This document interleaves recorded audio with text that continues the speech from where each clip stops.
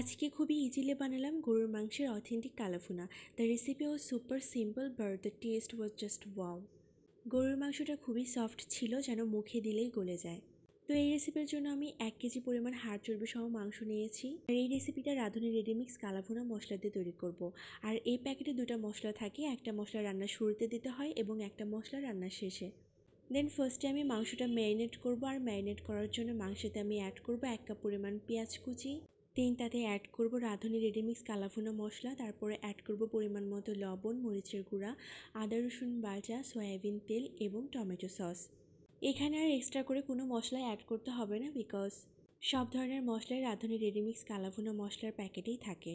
দেন সবগুলো ইনগ্রিডিয়েন্টস দেওয়ার পর মাংসটা আমি ভালোভাবে মাখিয়ে নিব। মাংসটা ভালোভাবে মাখিয়ে নেওয়ার পর 1 কাপ পরিমাণ পানি দিয়ে ঢাকনা দিয়ে ঢেকে দিব। এখন আমি মাংসটা ভালোভাবে কষিয়ে নিব যতক্ষণ না মাংস থেকে তেল ছাড়িয়ে আসে।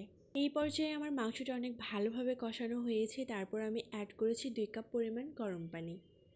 এখন আমি মাংসটা চুলার আঁচ কমিয়ে 20 থেকে 25 মিনিটের মতো রান্না করে নিব। তো অলরেডি দেখতে পাচ্ছেন খুব সুন্দর একটা কালার এসেছে। তো এখন আমি মাংসে দিয়ে দিব রাঁধুনি রেডিমিক্সে থাকা আরেকটি মশলা, যেটা বলেছিলাম রান্নার শেষে দিতে হয়। তো এখনই রান্না শেষ না, আরেকটা ইনগ্রেডিয়েন্টস অ্যাড করার আছে। তো চাইলে অনেকেই কাঁচা পেঁয়াজ কিউব করে কেটে মাংসে অ্যাড করতে পারেন। তো আমি আজকে বেরেস্তা করে দিয়েছি, পেঁয়াজটা ভেজে দিয়েছি।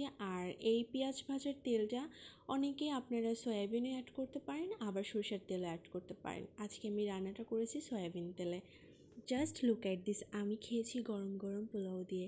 ইট was absolutely delicious. Try this easy recipe at home.